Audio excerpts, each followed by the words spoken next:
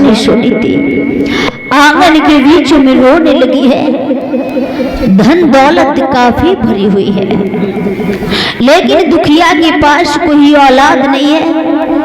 और जिसके घर में अगर धन दौलत भरी हो और औलाद न हो तो वो धन दौलत किस काम की है? क्या होगा उस धन दौलत का? सुनीति आज रोने लगी है। ऐसे धन का क्या होगा? क्योंकि कहा गया है यदि हो पुत्र सुपुत्र तो धन क्यों सींचे, यदि हो पुत्र कुपुत्र तो धन क्यों सींचे। महाराज, यदि पुत्र तुम्हारा सुपुत्र है, अच्छा है, आज्ञाकारी है, लक्षण वाला है, तब भी माँ बाप को कोई जरूरत नहीं है धन इकट्ठा करने की। यदि पुत्र लक्षण वाला है, आज्ञाकारी है, तो स्वयं इकट्ठा कर लेगा धन। और यदि पुत्र तुम्हारा कुपुत्र है, उसके लक्षण खराब हैं,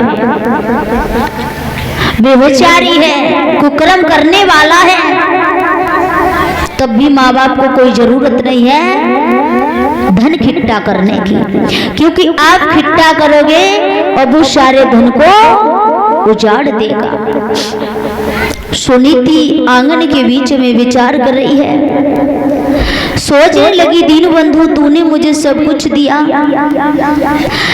धन दे तो धन को सींचने वाला भी दे परमात्मा, घर में बेटी दे तो पैसा भी दे, जो उस पैसे से बेटी की हाथ पीले दूसरे के घर करके भेज दे।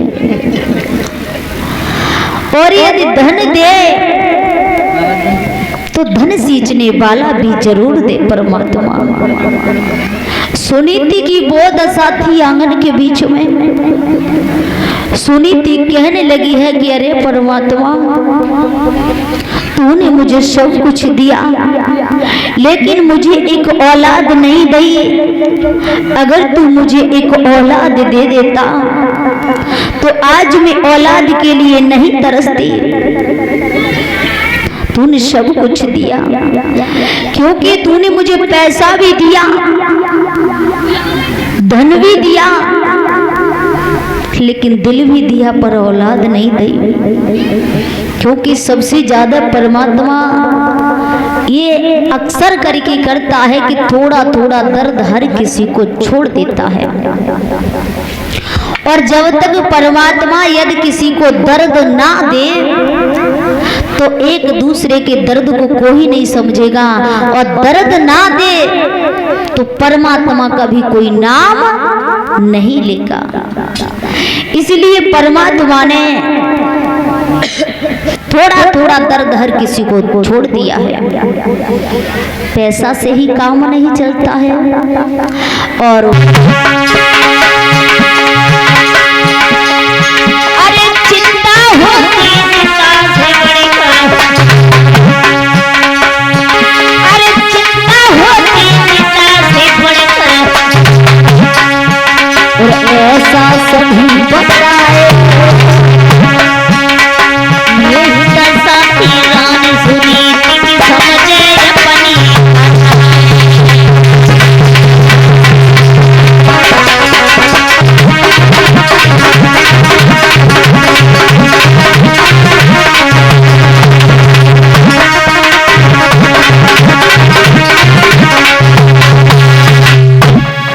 रानी सुनीति की दशा बहुत खराब थी।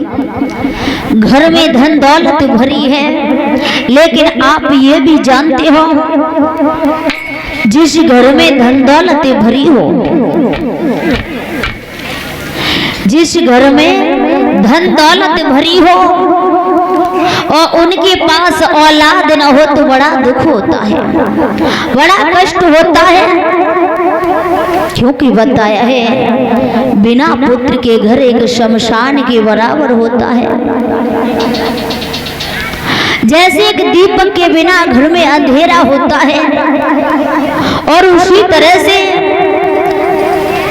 बता दिया है संतान के बिना वो घर शमशान के बराबर होता है।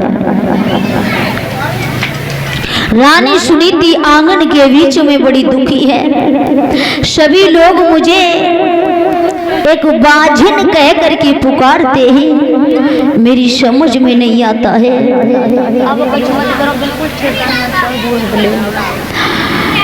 लेकिन इधर सुनीति दिन रात सोचने लगी है।